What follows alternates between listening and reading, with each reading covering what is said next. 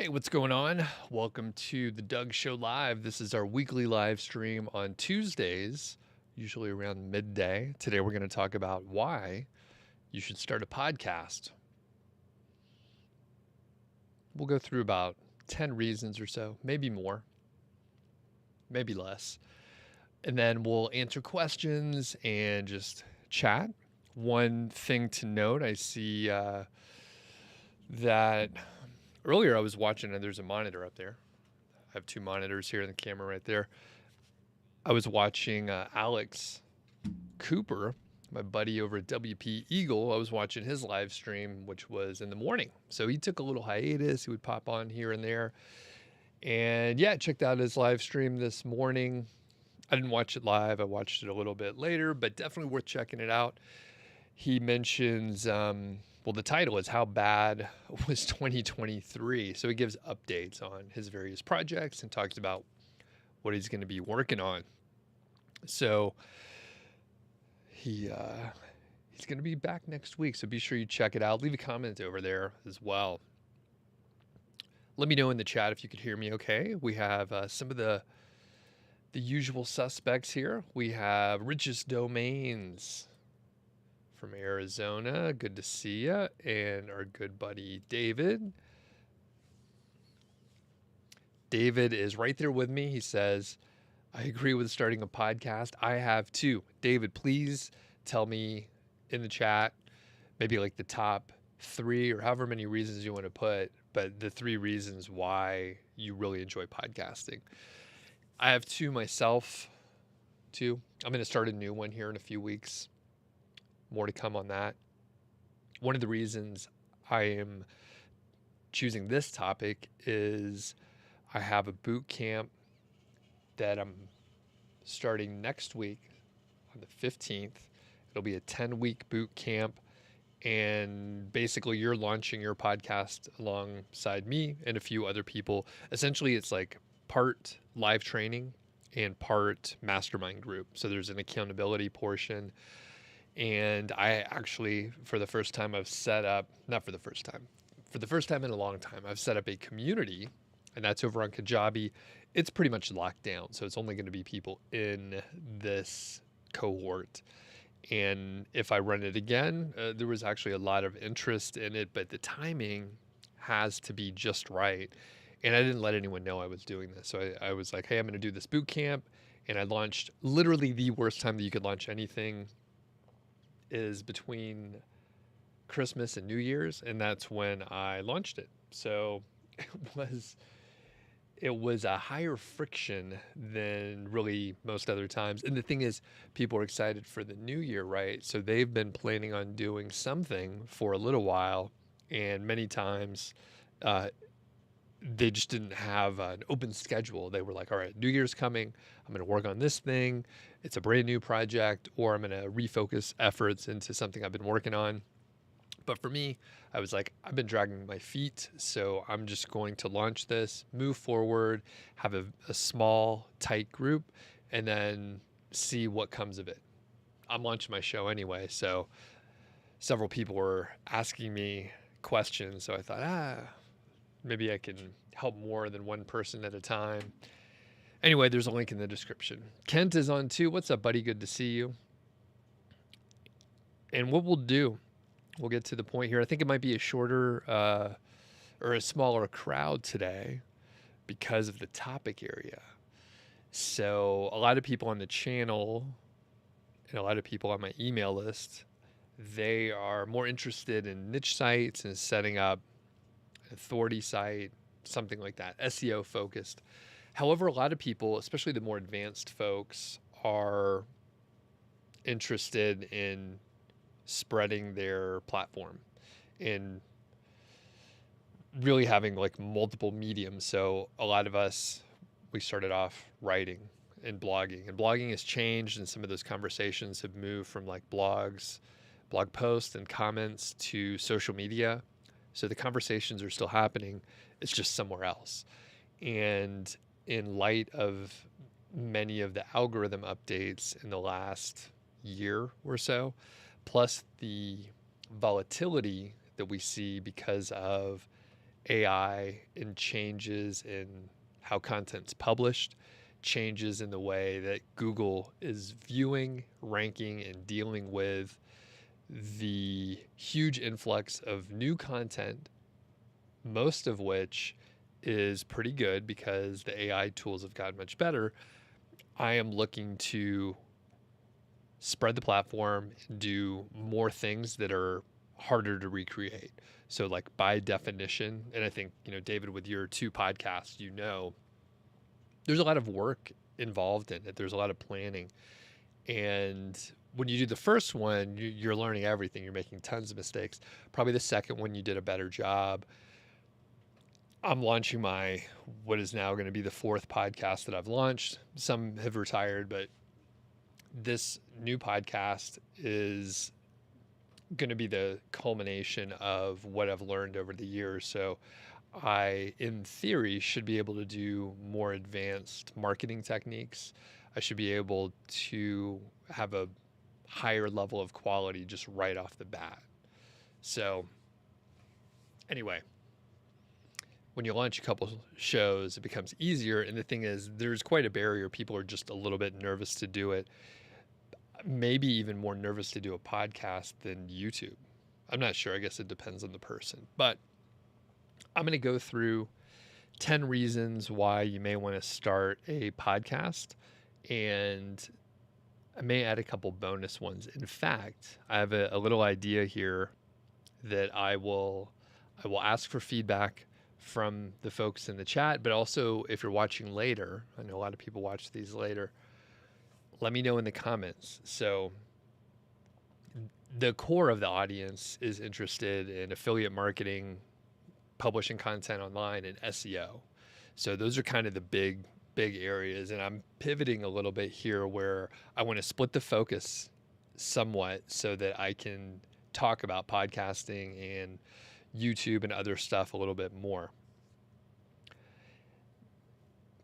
One thing that is really useful that people have talked about a little bit before, but I'm going to potentially do I think I may do like a short, like 1 hour workshop where you come in and I go through some training, but essentially like how podcasts can help you build links.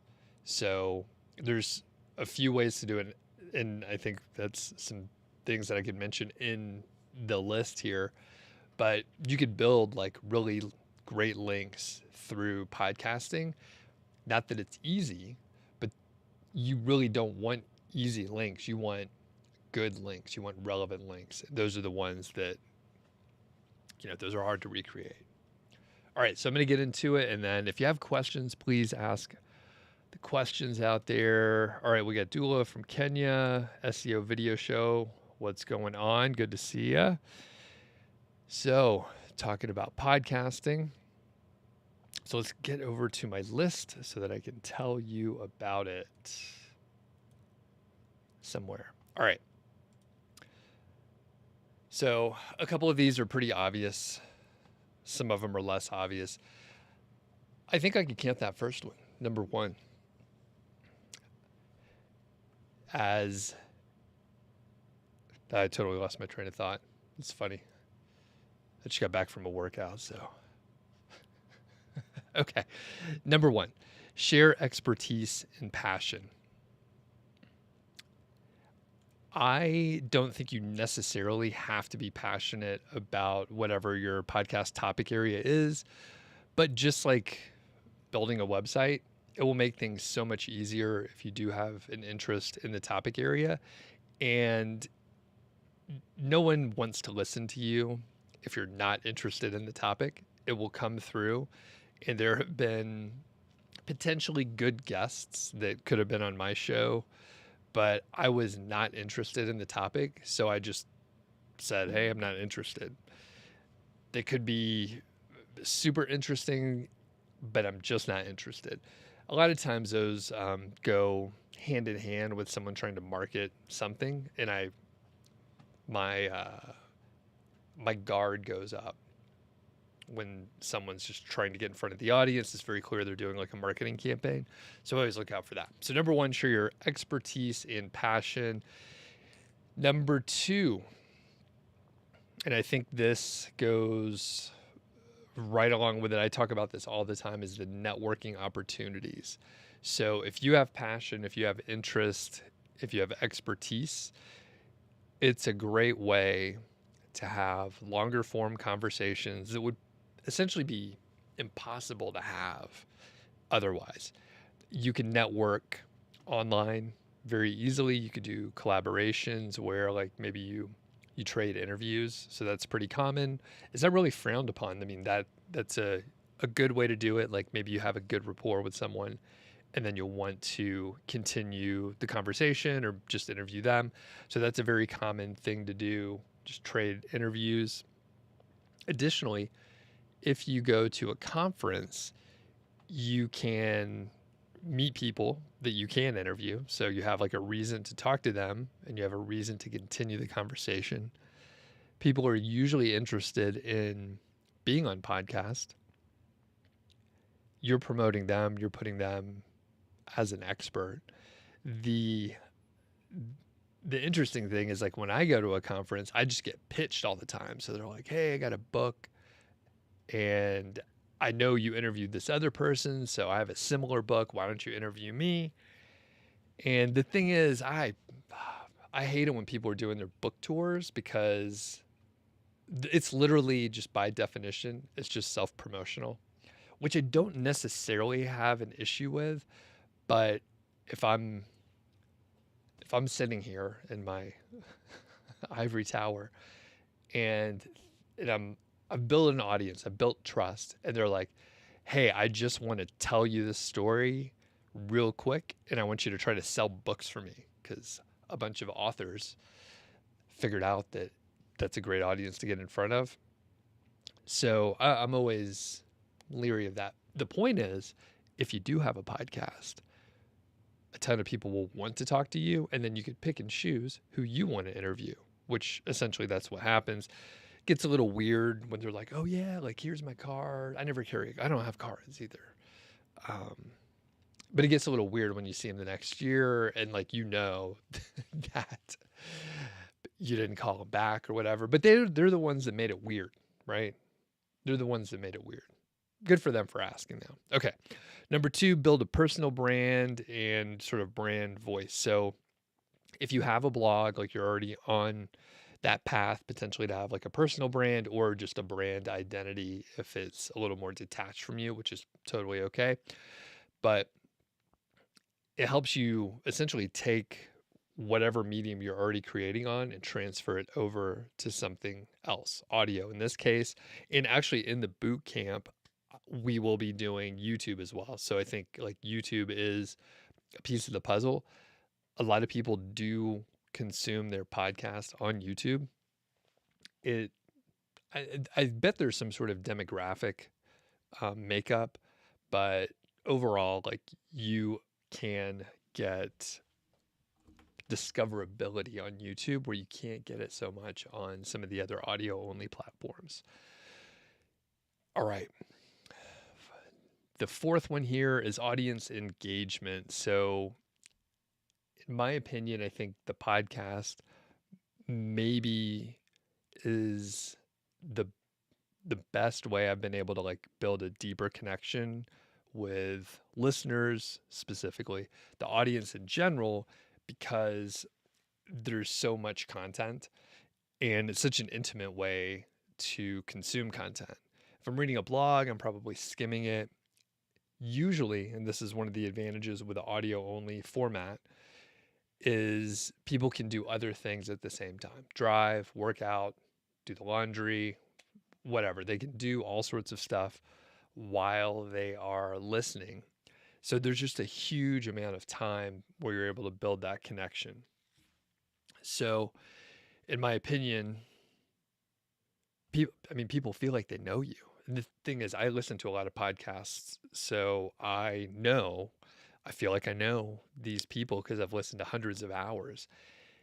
And not always, but usually there are too many hours, there's too much content for someone to fake it. So usually it's pretty close to the real personality. sometimes people have to punch up the energy level. I mean, I think I probably do. Punch up the energy level so that it's more interesting to listen, which you can imagine I don't talk like this all the time. Just monotone if you meet me in person. All right. So you got audience engagement. We'll do one more, and then I'm going to hop over to the chat to just see what's going on. Feel free to ask questions. Number 5, you have flexibility in content creation. So you can schedule your podcast however you want. You could do daily, you could do weekly, you could do monthly podcasts, whatever you want to do. I've experimented with 2 episodes per week for both of my shows. That ended up being really just fine. But over a couple years, I decided, I'm going to cut it down to 1 show per week.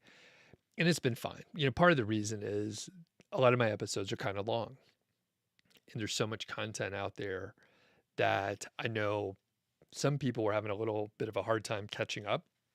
Some of my friends, they do their shows full time, like for income via ads or affiliate revenue. And they do 3 shows per week. I don't listen to all the shows because it's just so much. Some of them are only like 20 to 30 minutes, but some of them are an hour to an hour and a half.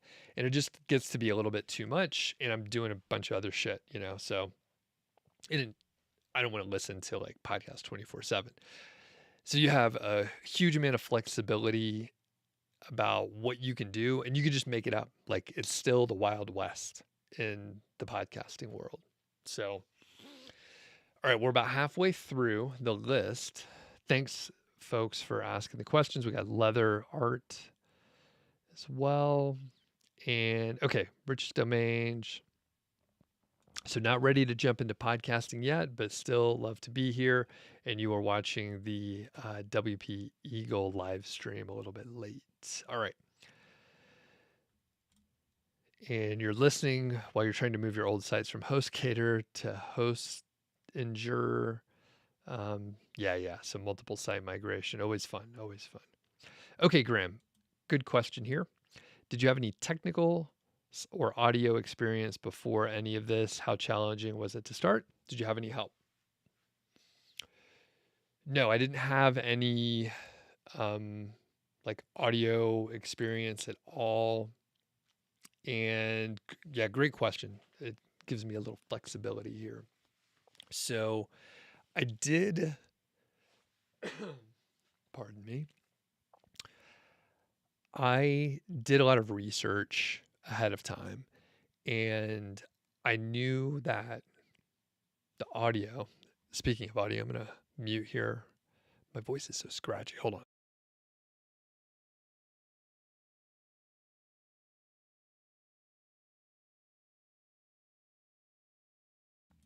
And let me get a cough drop here.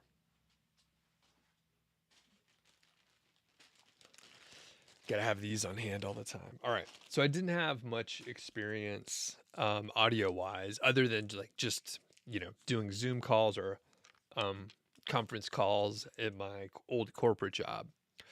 And it's pretty straightforward. So basically there's 2 main things. Audio, even if you're doing video, even if you're doing video only, audio is the most important thing. Your video quality doesn't matter as much as your audio quality for video. And if you do some research, you will hear other people say that too. 100% true. All right. So audio, super important. One of the key things is having a good room to record in, or at least a non-echoey area. And most microphones will do a really fucking good job, and it doesn't have to be anything complicated. In fact, I used to record like a lot of my early videos and live streams. I just had like the normal headphones that come with your phone. I have an iPhone, and it just had like the little mic. It wasn't perfect, but it was good enough because the room I was in was pretty quiet. The other day, and I'll explain what a good room should be like. The other day, I did a live stream with Alex for the holiday Christmas live stream, and I was sitting outside. It was actually kind of noisy outside There were cars driving by. There were other things happening. There was construction in the distance that I could hear. I also published a short video on my channel, and you could see it if you look through, and you'll notice the audio is really good.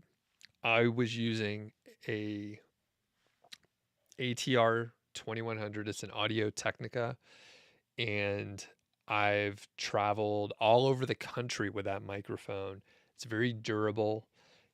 It does probably 90% of as good of a job as the Shure MV7. Both of them have an XLR input and both of them have a USB input. So versatile, and I bring the ATR with me on the road whenever I need to travel.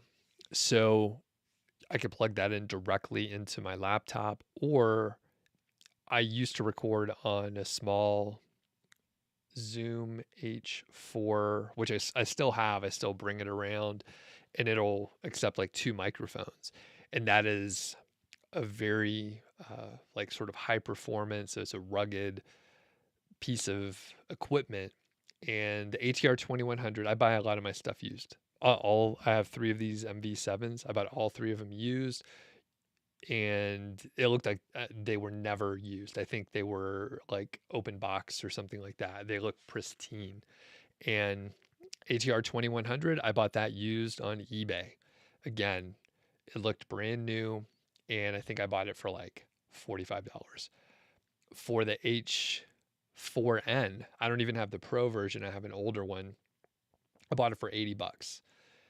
I didn't need to get the H4N, but I realized that I had a psychological block recording directly into my laptop with GarageBand, because I could see the waveform and I would get distracted and I would just not perform as well, probably for the first 100 episodes or something. So I was like, okay, I'm just going to record directly with the recorder. And then I did a better job. It was kind of weird. Psychological. Now it doesn't matter. I can record directly into GarageBand or whatever. So you want a non-echoey room.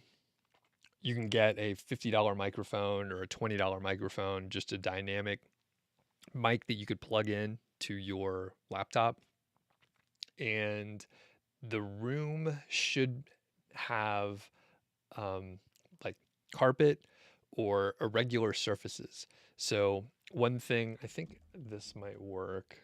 I have my little webcam here. So I'm in the basement. This is what the ceiling looks like. A lot of irregular surfaces. And that means there's no echo in here. It's great. Even though it's concrete floor, I have a couple rugs in here just for comfort, but there's no echo in here. There's unfortunately the furnace is right there. So if you're a longtime listener, you know you'll hear the furnace kick on, which I don't love, but I don't have a good way to deal with it in the winter. It's very cold outside. So if I turn off the furnace, it gets cold. Anyway, I didn't have much experience, but just keeping things quiet made a huge difference, or having a quiet environment makes a huge difference. Okay. How challenging was it to start? It wasn't, I knew what I was getting into. So it wasn't very challenging. I knew that I was going to publish 2 episodes per week, stick with it. I'm very good at executing. So I knew that I was going to be able to push through.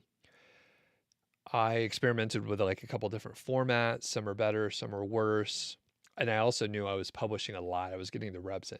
2 episodes per week, that's a lot. I did that for like 3 years, something like that, 3 years, and then cut it down. But basically, I wanted to make sure that I got the reps in so that I would get better over time. And did I have any help? No. The other thing that I set up, and one thing that I'm going to emphasize in the boot camp, is to make this sustainable. So for me, that means minimal editing. It also means letting go of really some of the quality. overall, like just bottom line, if you want to have your sanity, if you want it to be sustainable, then you have to let go of the perfection. Otherwise, it would take 5 times as long for each episode. Now, the thing is, I'm not saying everyone needs to do that.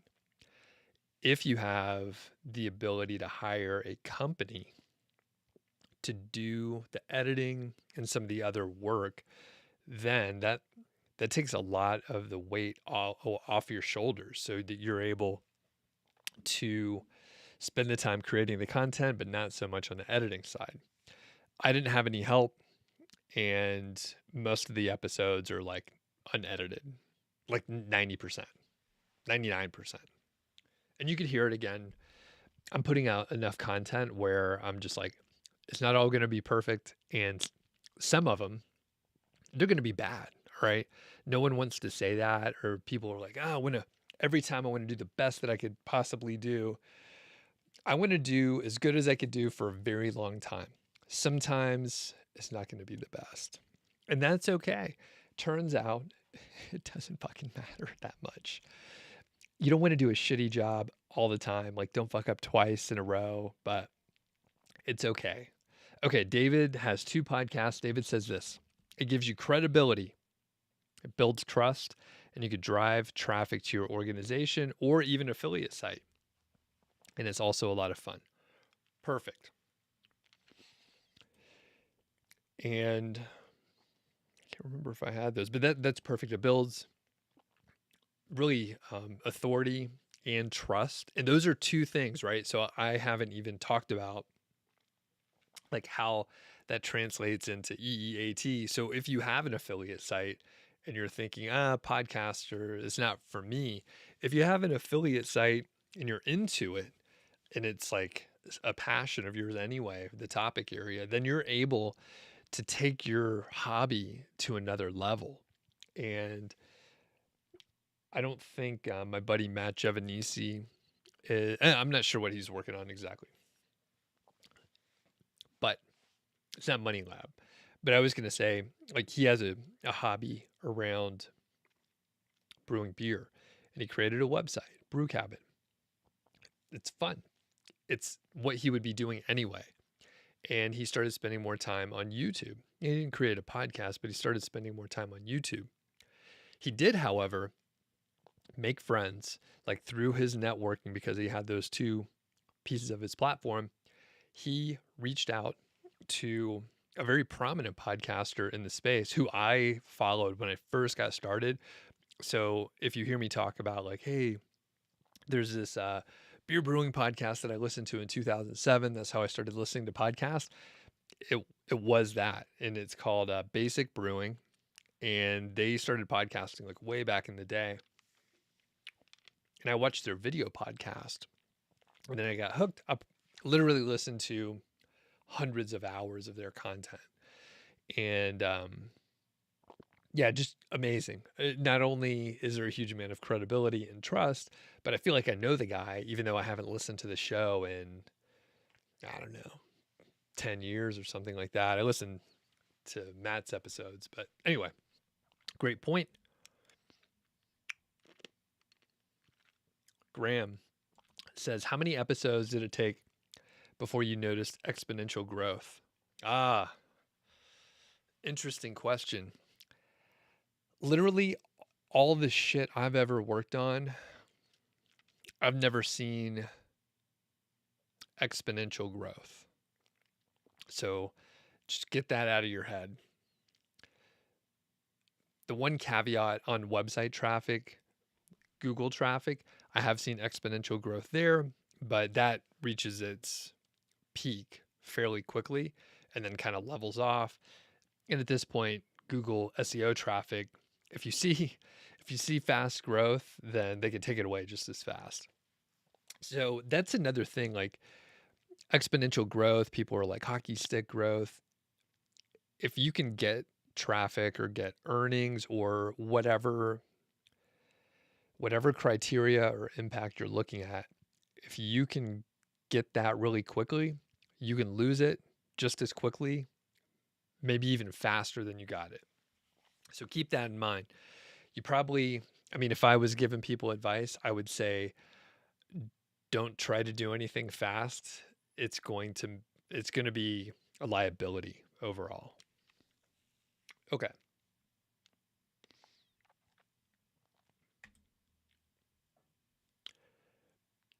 Eritho? What's going on? You're only 20 minutes late. That's not too bad. Okay. And Rich's Domain says you're looking at the H4n on eBay now. What does it look like? Yep. H4n digital recorder. Yep. Yep. So that's it exactly. That's an old one, right? So now they have the H4n Pro, which is a little fancier. I can go grab mine, but I could show you like how.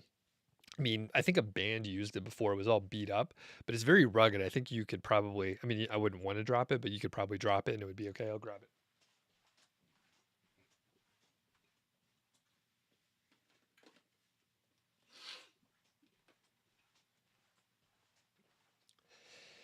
And I didn't have to get it, but it was relatively inexpensive.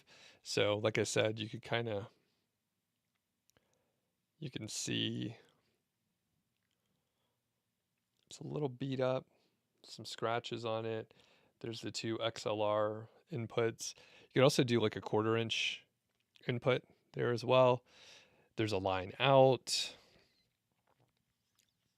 Yeah, it works pretty well, and it just takes a SD card. Pretty straightforward. And there's a lot of them out there. So typically, not always, but typically people take really good care of their electronic equipment, microphones and stuff. So you're able to get rid of the depreciation and just buy something for, 50% off, 30% off, something like that. You just kind of browse around and you could buy them brand new. They're not actually that expensive overall. Okay, moving on to some of the other stuff that I had here. Okay, monetization, the thing that everyone is probably interested in. It's really similar to a website. There's a lot of different ways you can earn money. Ad revenue is probably the most common. So when you listen to a pod, you hear people mentioning some mattress or some green supplement or whatever. A lot of the companies that have, expendable money, the podcasts are really good to help spread the word and just brand recognition. So just being out there, those companies are great because they don't necessarily, I mean, I'm sure they want to make sales, but they just want to be a recognizable name. So when you see that water company out there at the store, you'll buy the can of water or whatever. So it's one of those things where the money is actually dried up here in the last maybe year or so. A lot of the extra capital that companies had went away because I guess interest rates went up. The economy was a little more shaky. Ad revenue, people saw that go down. The companies just had less working capital for such advertising. And, even my small show felt the pinch a little bit. The other thing is you can have just affiliate deals. So if you check out my show, the episode that I published yesterday, I talked to Yao Yao, Topical Maps, right? He has a course and I recommended his course. So he gave a lot of value. He actually told you what to do. But if you want to take it a step further, if you're thinking, hey, this is a valuable thing, I want to learn more, you can check out his course. So that's perhaps one of the best ways to do it because you get to do an interview, right? It's part networking.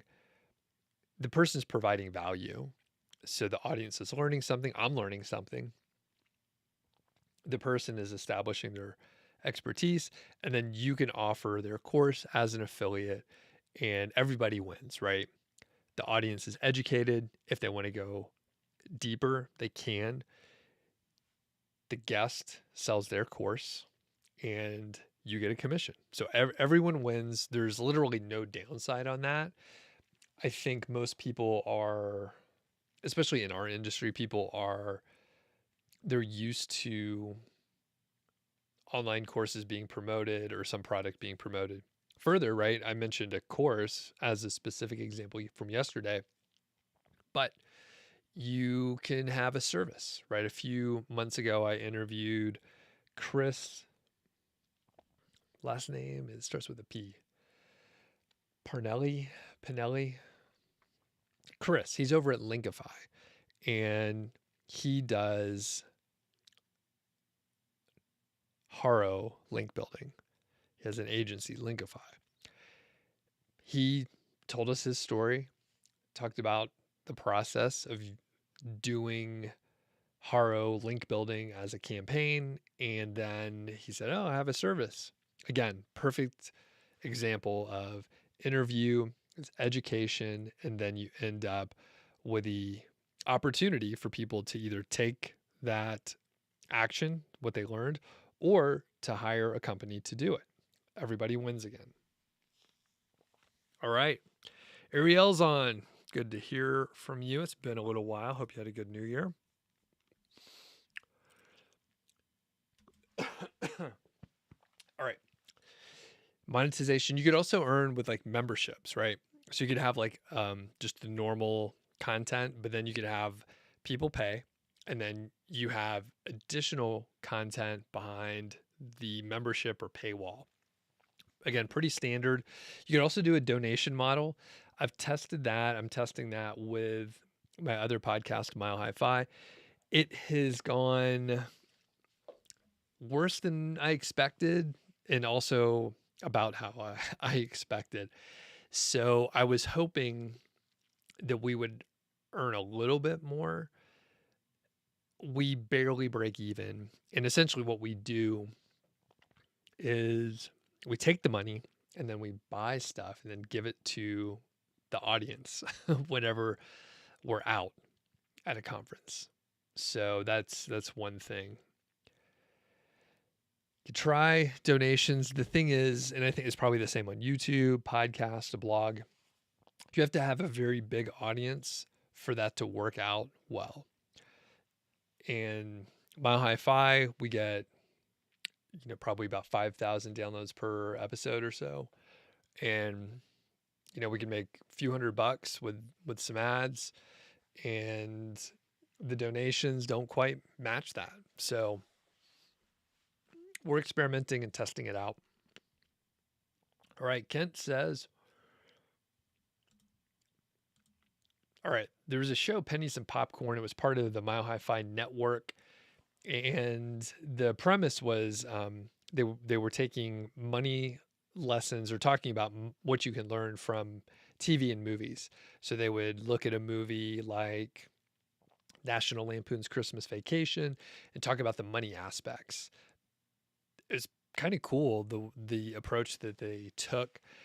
And yeah, so they put it on pause, I think about a year ago, and they haven't published anymore.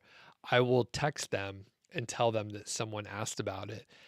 I think they liked it, but I think the weekly cadence was a little bit too much. And I think I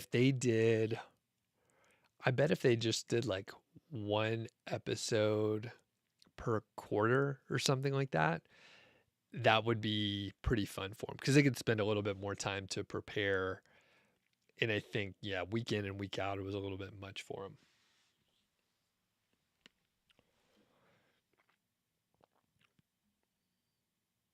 Okay, so let's hit a couple others. All right, so the other thing with monetization, again, it's pretty much the same stuff as like you could do on a blog or any other medium.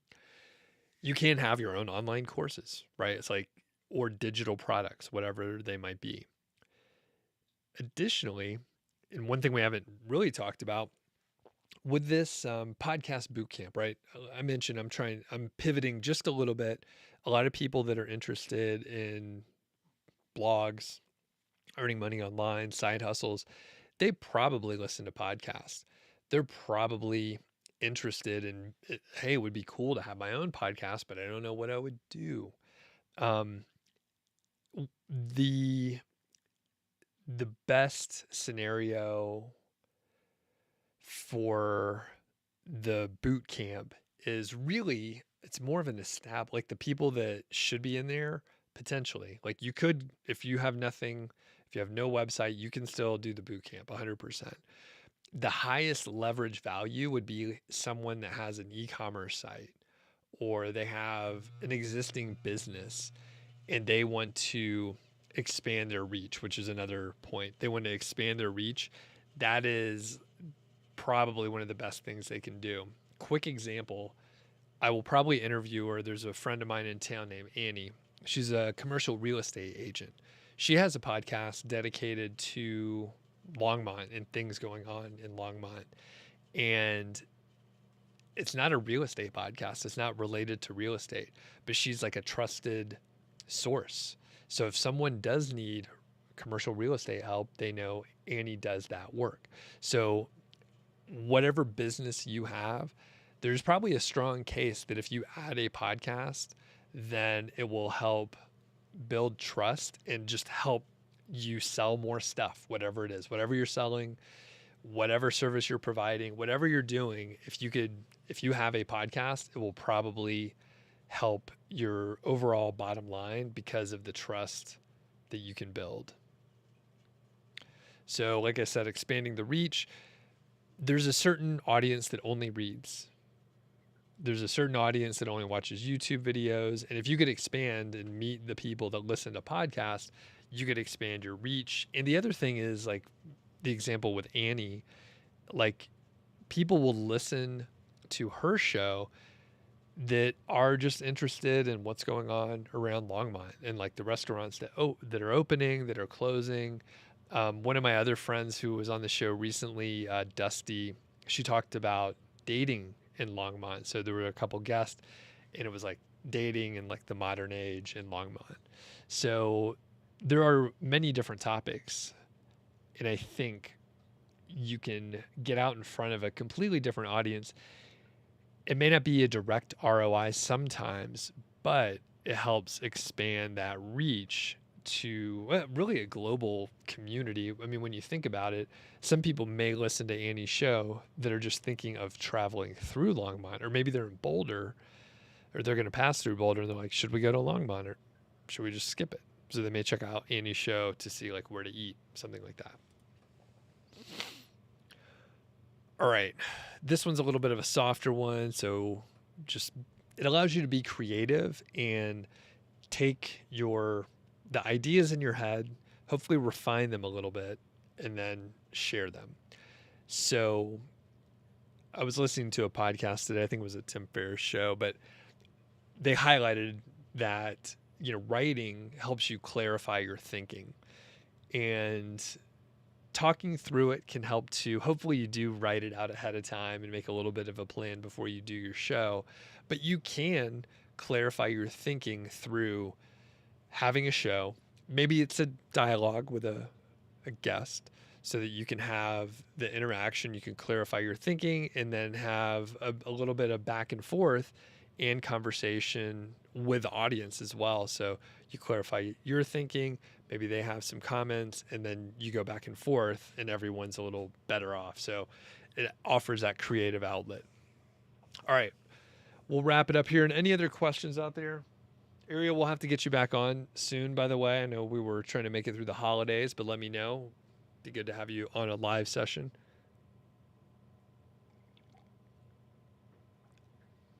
All right. So the last one here, very low barrier to entry. I mentioned a couple, rather inexpensive pieces of equipment, but you can start a podcast literally like with your phone. I didn't even mention that. You could just record a voice memo and it'll be, again, if you're in a quiet room, if you're in a good recording area, it will sound pretty good. There are some cheap tools that you can use. A lot of the stuff you could use free up to a certain amount. So one of the audio tools that I use is called Auphonic. They don't even have an affiliate program. It's so inexpensive, but it cleans up the audio. It's stuff that you can do with other tools, but Auphonic makes it super easy and it's so cheap. And I think you can get 2 hours for free per month or so.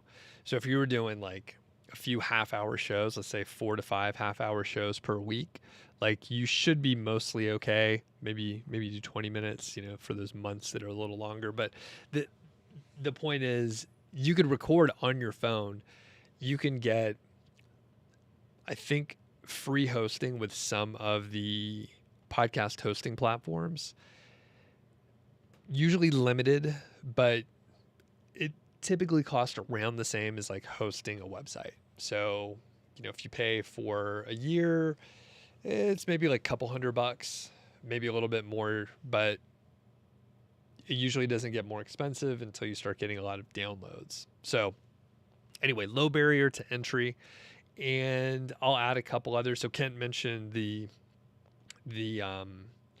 fact that it helps build trust and authority, and people just build a relationship with you, even though it's largely one way. You're just putting out the content. The other bonus reason is you're forced to become a better communicator. Hopefully. A lot of times you'll end up cleaning up your speech. A lot of people have a ton of filler words, and it's hard to get rid of those unless you have a specific reason. And it's painful to listen to. Hopefully I don't have too many. The funny thing is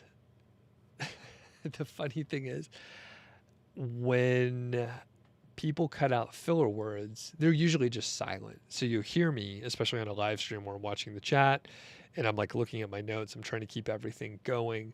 I sometimes lose my train of thought. So it's much easier without the chat going. But people end up not talking during where a filler word used to go, which may be painful for people to listen to at normal speed, especially live. Thanks everyone for being on live.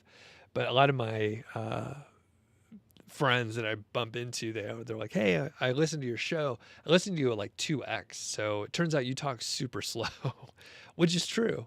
I talk slow in person. And then when I'm trying to think through and do all this other stuff on the side, like watch the chat and make sure everything's going all right on the feed here, then I pause even more. And sometimes I just forget what I'm going to say. All right. And okay, so Ariel says, yep, you'll email me and we can match up calendars. Oh, David's on here. Cool. All right. I think we covered most of the stuff I wanted to cover. I did see. Okay. So Richest Domain says you're trying to open the link. It's a 10-week accelerator, but the link isn't opening. All right. I will. It says now you say the link works. All right. Great. Okay. Ariel mentions that Descript is awesome for cleaning up the audio and cutting mistakes. I sometimes do send phone audio clips directly to Descript. Yes. Descript is where I moved all my editing to. I was using a couple other tools in the past. Descript actually has a really good audio mastering feature where it'll do, quote, studio sound is what they call it. And it does a great job. You actually can cut out filler words. It used to be a little bit rough. So if it cut out a filler word, it wouldn't be a clean cut. There would still be a little bit of audio that would sneak in. So it just sounded abrupt. I think they may have cleaned up a lot of it. Typically, I don't want to take everything out. It sounds a little bit unnatural to me. That said, it is cleaner and it's shorter. And usually the best way to present some information is in the shortest, quickest way possible, fewest words. That's what you want to aim for. Filler words suck. Descript also has this cool feature where, it creates the transcript, but it'll separate the speakers. So people have asked for a few years to provide transcripts for the podcast, but through some research, I realized that those people will never listen. Basically, it's just people like, hey, I don't listen to podcasts. I'm not going to. But if you publish it, I might read it. And I'm like, at the time, it would cost like $1 per minute to get transcript. And I'm like, I'm not going to do that. That's a lot of money overall for essentially like maybe no benefit. And it turns out a transcript is pretty sloppy overall. People talk with horrible grammar most of the time. There's false starts, there's fragments. It's really sloppy. However, with the script, it will just give you the transcript. And then we started publishing it over on Doug.Show. So there are transcripts now as of last week for a handful of the episodes. We'll be doing it moving forward.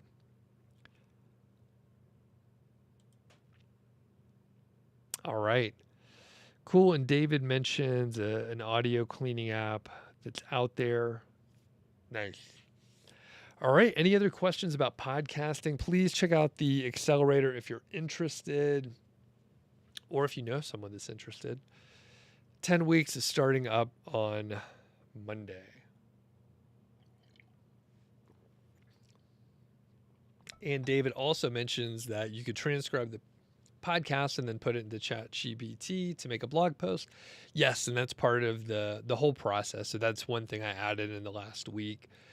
I have a couple blog posts drafted, and I think it's going to be the way that I'm trying to move forward with Niche Site Project as far as publishing new content, because essentially I just wasn't publishing over there. I was just publishing YouTube and audio podcast.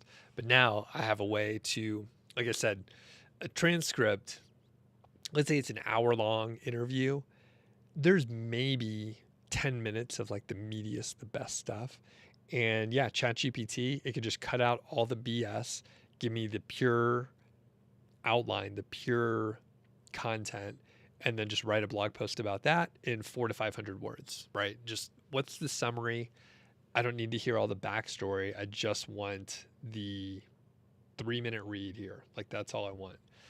So we'll see how it goes. I'm very curious. We'll have to think about the keywords that we're targeting there and how that all shakes out. All right. I think that's it for today. Thanks everyone for popping on. If you want to make sure you're notified about these live streams, there's a link in the description where you can sign up for notifications. Usually do them Tuesdays around noon. Today was a little funny, so I pushed the time. And again, be sure to check out Alex Cooper's channel over WP Eagle. He did a good live stream today. And I think I left a couple comments too, Got to do that. Everybody leave comments out there on these videos. All right, y'all have a good week, and we'll catch you next time.